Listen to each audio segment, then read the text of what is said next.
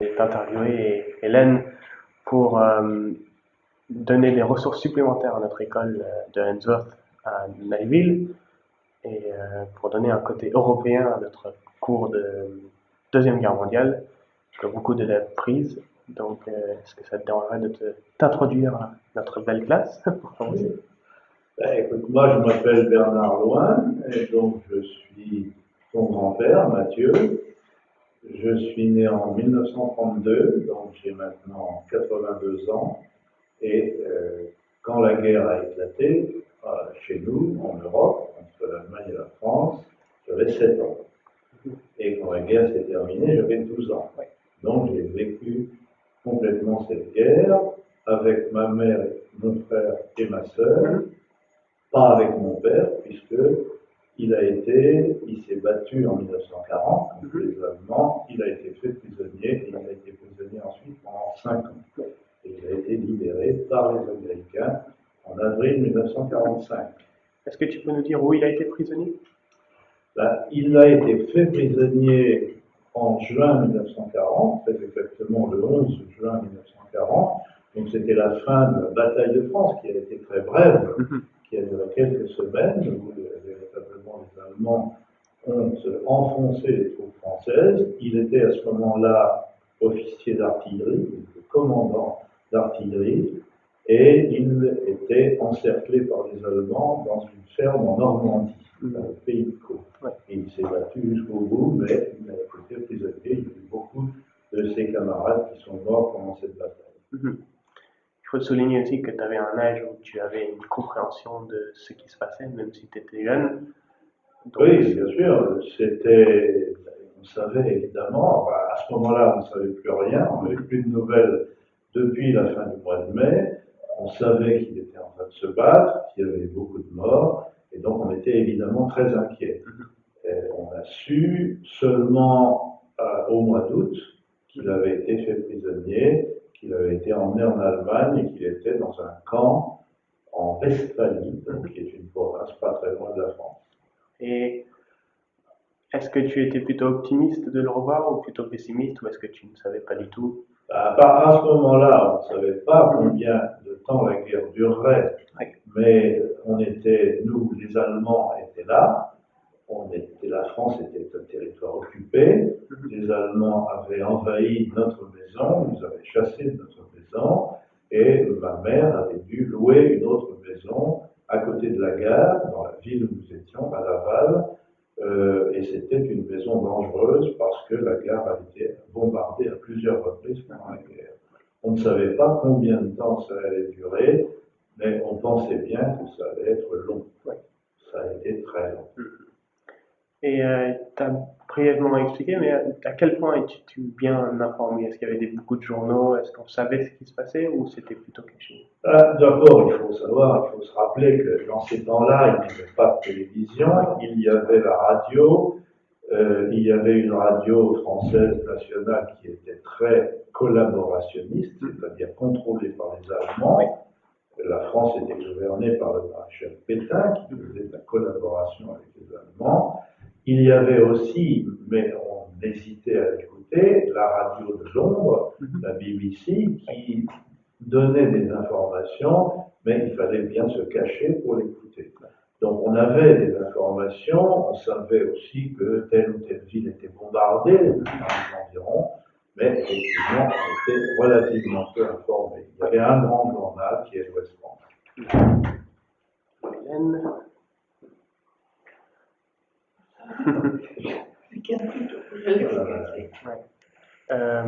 Donc la prochaine question, ce serait comment est-ce que ton éducation a souffert? C'est une question un peu presque hors sujet, mais c'est sûr que ça a. Non, mais c'est aussi une bonne question, parce que moi, quand la guerre a commencé, j'avais 7 ans. Donc j'étais encore à l'école élémentaire. Et je suis resté à l'école élémentaire jusqu'à 10 ans, c'est-à-dire jusqu'en 1943. Cette école élémentaire, elle a souffert des bombardements à Laval. Elle a donc dû déménager. Nous avons été pendant quelques mois, par exemple, dans une usine qui était vidée, qui était désaffectée, où les tables étaient installées comme ça. Ensuite, nous sommes allés dans un autre endroit Donc l'école était effectivement difficile à faire. J'avais un très bon instituteur, ce qui était une excellente chose, mais j'ai eu du mal, et en particulier en 1942, nous avons dû quitter la ville de Laval pendant 6 mois, nous réfugier dans un petit village des environs, parce que la ville était dangereuse. Et là, j'ai été à l'école, dans une école de campagne, avec des garçons beaucoup plus grands que moi, mais ça a bien marché. Est-ce que tu veux contribuer Oui, alors c'est peut-être le moment, 42. Donc moi j'ai 4 ans de moins que Bernard, c'est-à-dire quand la guerre éclate, je suis toute petite. Et moi, ma conscience d'enfant, elle commence sur un événement dramatique qui est à la fin de l'année 42, donc je n'ai pas encore 6 ans. Et je me souviens de certaines choses très très fortes. Donc, j'habite dans la banlieue parisienne avec mes parents, qui sont des juifs apatrides, qui sont arrivés probablement au début des années 30. Mon père était interdit de séjour en Pologne parce que c'est un militant politique dans un régime qui, après avoir été assez libéral, s'est beaucoup durci au début des années 30. Et donc mon père arrive et s'installe dans la ville d'Argenteuil, près de Paris. Je suis une enfant unique, je suis adorée de mes parents. Mon père vient me chercher tous les jours à la sortie de l'école, absolument tout le temps, midi et soir. Et un jour, en sortant de l'école, ce n'est pas lui qui est là, et c'est une femme que je ne connais pas, qui a l'air soucieuse, et qui m'empoigne par la main très vite en me disant « Tes parents sont partis en voyage ». Et la petite fille que je suis, sans avoir conscience du tout de ce qu'est la réalité des événements, comprend très bien que c'est une chose catastrophique qui est arrivée. Et probablement, ça je l'imagine, probablement qu'elle ne reverra jamais ses parents. Donc ça, c'est octobre 1942. Et à ce moment-là, j'ai dû être cachée quelques jours chez des gens qui étaient des amis, non juifs certainement, de mes parents, et qui sont entrés en relation avec quelqu'un de la Mayenne, donc le département où était ton grand-père, mais lui d'origine, dans un petit village qui est à une trentaine de kilomètres de la ville de Laval, où Bernard est né. Mes parents, à quelques reprises, pas très souvent, sont allés sans doute chercher du ravitaillement.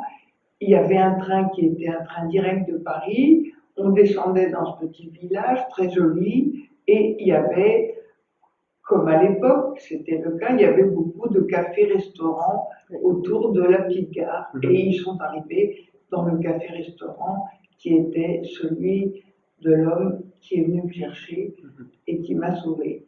Donc, je suis arrivée en 42 à Évron, dans ce village où tout le monde savait très bien qui j'étais, que je n'étais pas la petite fille des gens qui tenaient le café, que j'étais une petite fille juive, mais je n'ai jamais été dénoncée. Et après un temps de repos, on m'a laissé un peu reprendre pied, sans doute.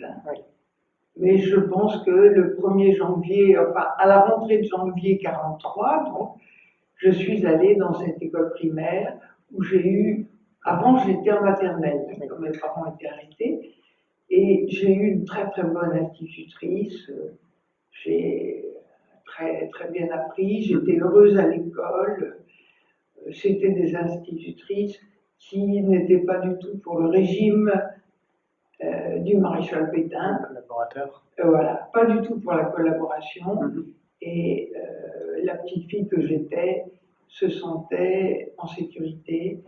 Donc j'ai passé les années jusqu'à la fin de la guerre dans une atmosphère chaleureuse qui était celle du café. Les gens étaient très très gais à l'époque, contrairement à ce qu'on peut imaginer, parce qu'il n'y avait pas de télévision, il n'y avait pas de divertissement, la radio c'était assez rare, si on ne pouvait pas écouter uniquement les informations des collaborateurs. Donc les gens se divertissaient eux-mêmes, se racontaient des histoires drôles, chantaient. Voilà, donc j'ai vécu, il faisait froid, il y a eu des hivers très froids. On se souvient qu'on avait des engelures tout le temps, on avait des grosses galoches de bois. Dans un village de campagne comme moi, c'était pas la même chose pour Bernard, on était tout près des fermes et tout, donc on n'a pas souffert de la faim. La nourriture était très simple. Hein. Le soir, par exemple, on mangeait une bouillie de farine.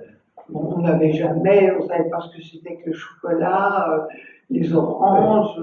Il a quand même manqué beaucoup de choses pendant la guerre, parce qu'il y avait ravitaillement pour manger, mais des choses aussi simples que le savon, par exemple, il n'y avait pas de savon. On était obligé d'en fabriquer nous-mêmes.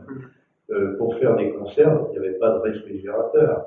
Hein, donc, par exemple, moi, ma mère, lorsqu'elle voulait se procurer des œufs, elle les mettait dans une espèce de bassine avec une gelée spéciale pour conserver les œufs pendant parfois plusieurs mois. Donc on avait des systèmes et il y avait pour cuire les choses, parce qu'on n'avait pas de charbon ou de bois ou très peu, pour cuire dans la cuisinière et faire des économies, on utilisait la marmite norvégienne. Alors la marmite norvégienne, c'était tout simplement une caisse avec des coussins à l'intérieur. On faisait chauffer la soupe d'abord 5 minutes sur le feu, elle bouillait, on la mettait la marmite dans la marmite norvégienne, on fermait tout et la soupe continuait à cuire parce qu'elle était protégée par des coussins. Voilà, c'était des systèmes qu'on utilisait pendant la guerre. Et c'était des formes pour la conservation dont parle Bernard, c'était un peu comme au Moyen-Âge. On servait du vinaigre, on servait de la graisse, on servait du sel pour garder les choses. Hein. Mais en même temps, il y avait de la gaieté, il y avait quand même, enfin moi dans le village où j'étais, il y avait de l'entrain pour affronter tout ça et finalement on se débrouillait avec ce qu'on avait. Petits plaisirs sont les meilleurs. Moi, il y a une question à toi, Hélène. Dans les BD, dans les films, on voit toujours les petites filles juives qui doivent se cacher à cause des Allemands qui viennent. Est-ce que tu as eu cette expérience? Et si oui, combien de fois? Et comment est-ce que tu l'as vécu? Alors, j'étais très, très protégée. Bien sûr, les parents ne parlent pas à un enfant jeune de la menace qui pèse sur eux, mais l'enfant la sent. Elle était très, très forte, très forte. Donc, le souvenir que j'ai, c'est des souvenirs de terreur inscrits en moi, qui ne correspondent pas à un épisode particulier, sauf le moment où l'homme du café, l'ami de mes parents, est venu me chercher à la gare Montparnasse. Et je me souviens de mon départ, la gare Montparnasse, comme toutes les gares, était remplie d'Allemands, avec des bottes très luisantes, très brillantes, hein, ce qui les caractérisait, et des chiens des bergers allemands. D'ailleurs, c'est pas pour rien qu'on les appelle les bergers allemands. Quand on est une toute petite fille, qu'on est haute comme 3 pommes, on est juste à hauteur des bottes et des chiens. Donc je me souviens très très bien de cette grande terreur dans la gare Montparnasse, et que l'homme qui était venu me chercher m'a dit: ne bouge pas, n'aie pas peur, reste auprès de ta valise, je vais chercher ton billet. Et j'ai compris que l'homme, il avait très peur. Hein. Alors après, dans le village où j'étais, il y avait des Allemands, hein, en cantonnement, il y en avait partout. Surtout qu'il y avait une forteresse moyenâgeuse qui servait de batterie allemande pas loin, à 100 km d'où j'étais. Et il y avait quelquefois des SS aussi. Mais je sais que dès qu'il y en avait un qui entrait dans le café, un Allemand, ou des bottes, il n'y avait pas besoin de me dire de me cacher, je disparaissais immédiatement. Et ces interventions des Allemands, est-ce qu'elles duraient longtemps? Est-ce qu'elles étaient courtes? Je sais que tu étais dans un village un peu plus à l'écart, donc il devait être elle a duré, tu sais, jusqu'au débarquement et même plus tard, à la fin de la guerre, puisque moi, le dernier souvenir que j'ai, c'est quand dans cette région-là, Bernard en parlera, la région est libérée, hein, c'est-à-dire avant l'armistice, hein, mais en 44, assez tard, hein, en août 44.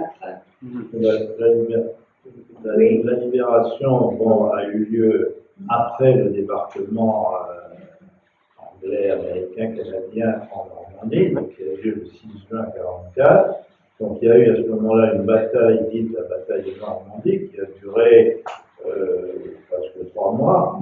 Hein, ça a été dur, très dur pour les groupes qui venaient nous libérer de battre les Allemands dans toute cette zone. Les Américains, et surtout, les hein. Américains étaient ont eu beaucoup de tués, beaucoup de pertes.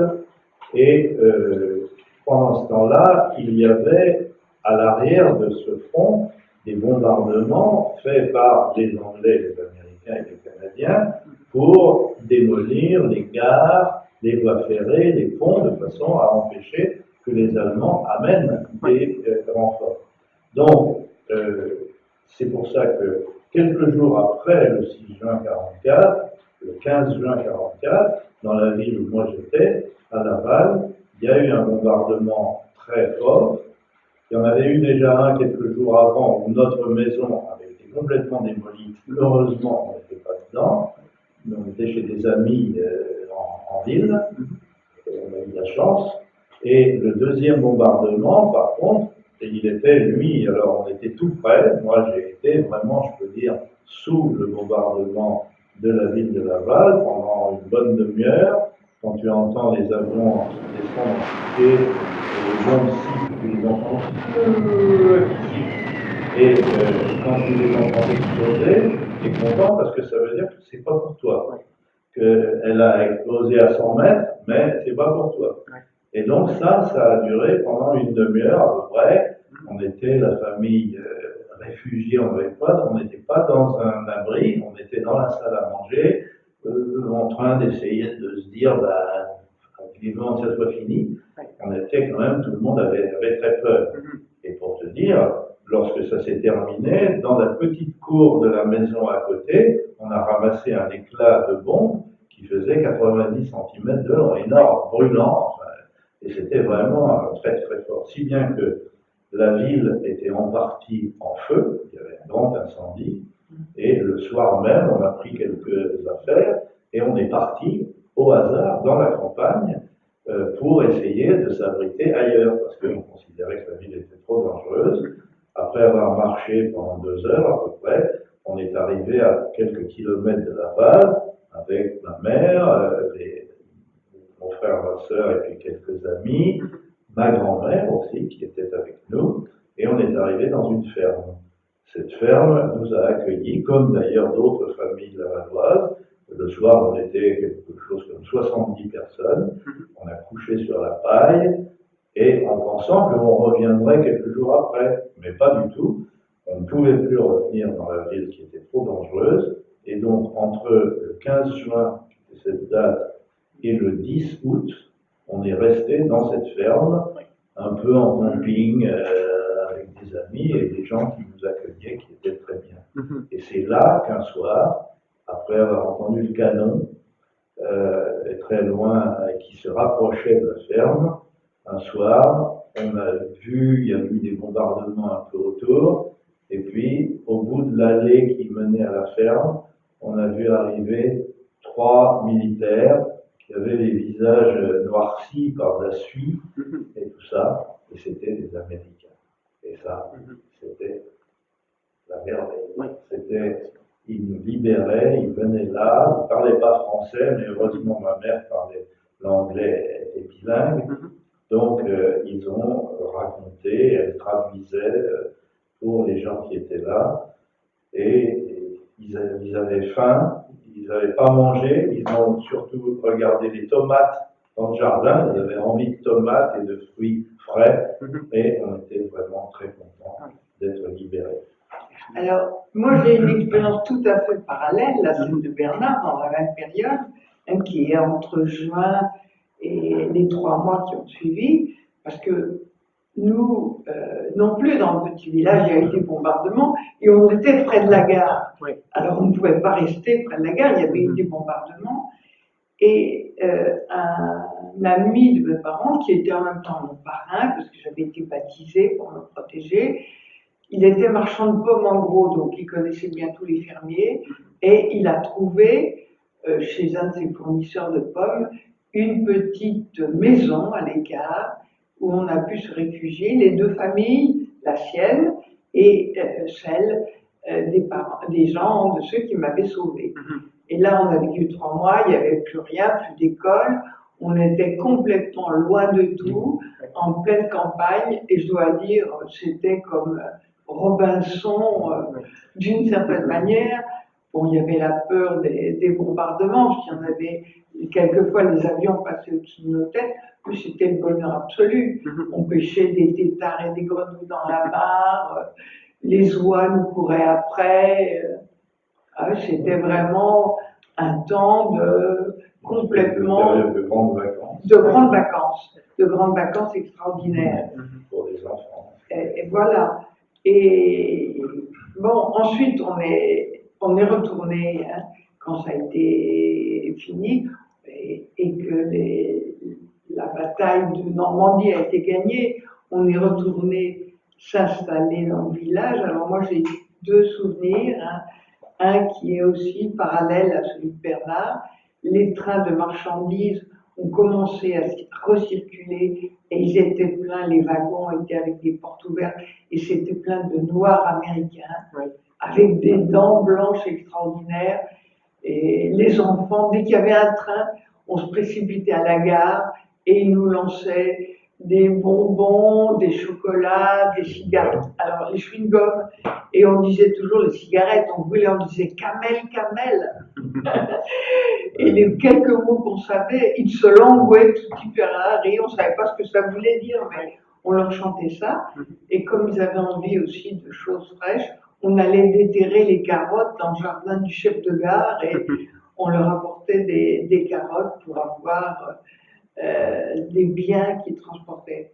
Et puis l'autre souvenir, alors tu parlais des Allemands, le dernier souvenir que j'ai moi des Allemands, c'était une bande d'Allemands, des militaires qui se rendaient très jeunes, puisque les dernières troupes d'Hitler, c'était à partir de 15 ans. On a pris des garçons à partir de 13 ans. Donc une troupe, les bras en l'air, très pâle, très jeune et tout. Il y en avait un qui avait très soif. Et la femme dans le café qui m'avait recueilli, c'était pas des collaborateurs, c'est des résistants au contraire, mais quand elle a vu ce jeune Allemand et tout, bien sûr, elle est allée lui donner un verre d'eau. Et il y avait des gens qui disaient, c'est la honte, mais c'était pas la honte. Elle disait, mais ça aurait pu être mon fils.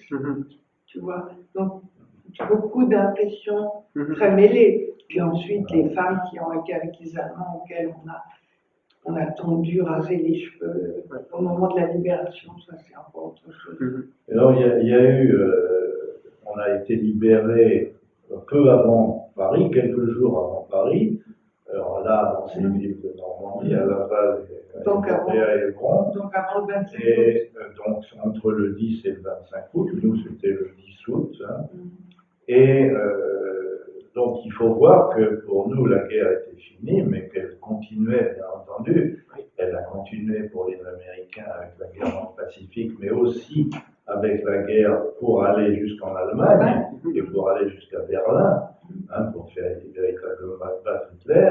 Donc ça a duré quand même encore pendant presque un an, enfin 10 mois, hein, puisque il a fallu franchir le Rhin, pénétrer en Allemagne pour les troupes américaines, anglaises et puis quelques troupes françaises avec le général Leclerc. Et puis finalement, donc je te dis ça parce que mon père, qui était dans un camp, il avait changé de camp prisonnier, il était dans la Ruhr, hein, qui est la grande province industrielle de l'Allemagne, dans une ville qui s'appelle Zeust. Donc il était depuis 1943 dans un nouveau camp. Ils ont été libérés seulement le 20 avril 1945. Donc le 20 avril 1945. Et nous, on était évidemment pendant tous les premiers mois de l'année 1945 très inquiets parce qu'on savait que la bataille se rapprochait de lui, qu'ils étaient, les camps allaient sans doute être bombardés, que peut-être, et il a risqué, il allait être évacué plus loin vers l'Est encore. Heureusement, les Allemands n'ont pas pu évacuer ce camp de prisonniers parce qu'il était déjà encerclé par les Américains. Et donc, il a été libéré, je dis, le 20 avril, et il est revenu, on l'a vu arriver, très maigre, très fatigué, on avait du mal à le reconnaître, nous les enfants. Moi, c'était plus facile, mais j'avais 12 ans, mais mon frère avait 10 ans et ma sœur 6 ans, simplement, et elle n'avait jamais vraiment vu. Et donc, il est arrivé à la gare de Laval, un début d'après-midi, là, on est allé le chercher à la gare de Laval, c'était un moment très, à la fois émouvant, et on se posait beaucoup de questions, et lui aussi, bien sûr, comment je vais les retrouver. Et ben moi, mes parents, l'un et l'autre, ne sont pas revenus. Ils ont été tous les deux exterminés à Auschwitz. Et on évitait, d'ailleurs, on a très peu parlé à la libération, on a très peu parlé de l'ouverture des camps d'extermination. Très, très peu. Tout le monde voulait oublier ça. Et en même temps, c'était tellement inconcevable, c'était tellement indicible qu'on s'est dépêché de l'enfouir. Bien sûr, à Paris, il y avait les retours des trains de ces camps, à l'hôtel du Tessien en particulier. Il y avait les listes de noms, les gens qui cherchaient. Tout le monde cherchait les siens à travers l'Europe bouleversée. On ne peut pas avoir idée de ce que ça a été, que cet immense bouleversement de gens, pour ne pas parler des villes totalement détruites, l'Allemagne, la Pologne, la Russie. Oui, et en France, il y avait des villes totalement rasées. Une ville comme Le Havre, par exemple, était complètement à zéro. Et mon père nous a emmenés, mon frère et moi, en 1947, en vélo, jusqu'en Normandie, pour voir l'endroit où il avait été fait prisonnier. Et on est passé par Le Havre, encore en 1947, à Pâques, en avril 1947. La ville était encore, les débris étaient dégagés, mais la ville était complètement rasée. Il faut voir l'état quand même de la France, de l'Europe à ce moment-là. Ça, c'était très important, Mathieu, c'est que tout ne s'est pas arrêté avec la guerre. La France, c'est vrai, était encore un pays pauvre, avec une grande partie d'agriculture et des gens qui vivaient dans des conditions qui étaient encore celles du 19e siècle, et dans les villes, aucun confort, beaucoup de taudis, toutes les destructions de la guerre. C'était un pays qui était dans un état de pauvreté et d'accablement. Enfin, les hommes avaient été beaucoup complètement, disons, des générations d'hommes avaient été éliminés par la première guerre de 14, la Grande Guerre, qui a été terrible en Europe, et puis aussi par la seconde, plus les populations civiles. C'était vraiment un monde à refaire. Et il faut dire que la 4e République, elle a quand même fait beaucoup. Mais en juste 47, 48, il y avait encore de la famine, il y a eu des grands mécontentements, des grèves. Il faut quand même insister sur le fait que ce qui a permis à la France et à l'Europe de se ressortir, c'est le plan Marshall. C'est le plan Marshall qui a été signé en 1947 et où là, l'Amérique est venue au secours de l'Europe et de la France et qui a permis un redressement assez rapide finalement du pays. Ça n'a pas réglé tout de suite, mais c'était le plan Marshall a joué un rôle décisif quand même. Et la fin de la Deuxième Guerre, il faut bien dire aussi, elle a marqué la fin de la grandeur de l'Europe comme puissance éminente en Occident et le début de la grandeur américaine. C'est l'affirmation américaine. Bon, mais je ne sais pas. On commence à avoir peu de batterie, donc Bon, d'accord. d'avoir fini rapidement. Mais donc il y a plus que 2 questions, je pense, qui sont assez pertinentes. Il y a surtout, qu'avez-vous su de la guerre au Pacifique? Parce que tu en as parlé un petit peu quand il y a eu la libération, la guerre a continué encore une année jusqu'à Berlin et puis encore plus pour jusqu'à devant Hiroshima. Est-ce que pendant la guerre, est-ce que vous saviez même qu'il y avait une guerre au Pacifique? Oui, il y a eu une chose importante Mhm. qui a quand même été le déclenchement de la guerre pour les Américains. Ouais. Ça, c'est-à-dire le bombardement. Décembre 41, c'est-à-dire le début de la guerre pour les Américains, la guerre américano-japonaise, et le début de la guerre pour les Américains, ça a été un événement évidemment dont nous avons pris conscience, c'est-à-dire notamment Pearl Harbor, où la marine américaine a été bombardée sans préavis par le Japon à Pearl Harbor, c'était le 7 décembre, je crois, 41, et il y a ça a été pour nous, on a appris ça tout de suite, et ça a été un événement très important, et qui a marqué l'entrée des États-Unis dans la guerre, et donc, d'une certaine façon, une nouvelle promesse quelque part que les choses allaient bien, allaient bien finir. Mais pour la guerre du Pacifique, à la fin, on en entendait parler, mais quand même de façon très lointaine. C'était pas pour nous des événements qui étaient proches.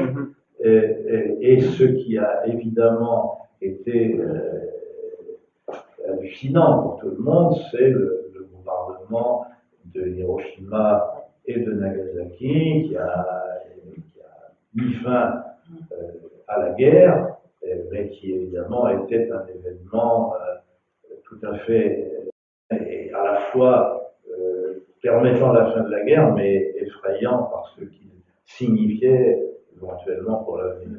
Oui. Et dernière question pour vous deux. Qu'avez-vous fait après que la guerre est finie? Je sais que tu as créé la Maison des Yeux pour commémorer cette guerre et pour que les gens se souviennent. Mais, si tu veux, il nous a quand même fallu un certain temps, Mathieu. Oui. Hein, il nous a fallu un certain temps, et en particulier pour ce qui est de ma mémoire profonde, c'est-à-dire la mémoire juive, ça a été très difficile dans tous les pays d'Europe. Elle n'a pas été présente d'abord. Hein, on parle de la déportation d'une manière générale. Résistants et déportés juifs, on ne parle pas des déportés juifs. Et la déportation juive et cette mémoire, elle n'apparaît en France que dans la décennie des années 80. Et elle apparaît beaucoup à l'occasion du procès Barbie en France, hein, donc le boucher de Lyon, qui a torturé Jean Moulin, et celui qui a fait, alors que c'était la situation pour les Allemands était désespérée, qui a envoyé chercher dans un petit hameau perdu de montagne 44 enfants juifs et leurs éducateurs, hein, les enfants de la Maison des Yeux. Mais ça, le procès, c'est 1987, c'est le premier procès en France au nom du crime contre l'humanité, et c'est à partir de ce moment-là qu'il y a une réalité, une existence dans la mémoire française de la déportation juive. Alors moi, j'ai été tout de suite impliquée dans ce mémorial de la Maison des Yeux. J'en suis la présidente depuis plus de 10 ans maintenant.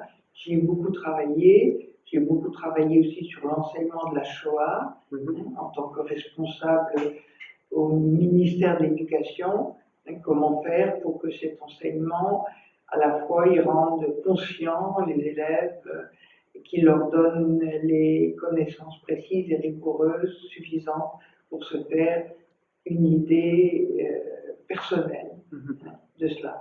Pour moi, c'est bien sûr extrêmement, extrêmement important. Oui. Moi, je ne peux pas dire que j'ai célébré, directement ou participé à l'œuvre de mémoire directement. Je pense quand même l'avoir fait d'abord en choisissant le métier que j'ai fait, c'est-à-dire devenir professeur de langue et de littérature anglaise, et donc de me dire que pour moi, à la fois l'Angleterre, mais aussi l'Amérique était une espèce d'autre patrie, en tout cas de patrie linguistique. C'était une manière de témoigner une forme de fidélité et d'attachement. Et puis, je crois quand même avoir beaucoup travaillé dans le domaine international, en particulier plus récemment à l'UNESCO, avec les ONG, les NGOs, de façon à essayer de faire en sorte que tout ça ne revienne plus.